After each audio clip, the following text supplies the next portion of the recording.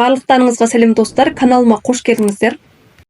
Бүгін сіздерге өте дәмді таңғы асқа арналған француздық гренки жасалу жолын ұсынамын. Тәтті әрі хош иісті болып шығады. Жылдам дайындалады, оңай жасалады. Менің отбасыма өте қатты ұнады, сіздерге де ұнайтынына сенімдімін. Видеоны соңына дейін қарап, каналыма тіркеліп, лайк басуды ұмытпаңыздар. Бізге керекті заттар: нан, сүт, жұмыртқа, қант, ванильді қант және тұз. Ең алдымен ыдысымызға жұмыртқаны саламыз. Сонан соң сүт құямыз. Қантты саламыз. Ванильді қант саламыз.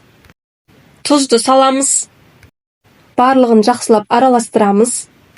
Менің каналымда таңғы асқа арналған басқа да рецептер бар, қарап көріңіздер. Осымен сұйық массамыз дайын. Сонан соң жұқалап кесілген нанды екі жағын толықтай батырамыз. Менің каналыма тіркелмеген болсаңыздар, тіркеліп қойыңыздар. Алда бұйырса көптеген тағамдардың жасалу жолдарын салатын боламын. Орташа отта қызып тұрған табаға аздап сұйық май құямыз. Сонан соң аздап сары май саламыз. Дайын тұрған нандарды салып, екі жағын қызартып қуырамыз. Барлығын осы әдіспен қайталап шығамыз. Мінекей достар, өте дәмді, хош иісті таңғы асымыз дайын. Менің отбасыма өте қатты ұнады, сіздерге де ұнайтынына сенімдімін. Жылдам дайындалады, оңай жасалады.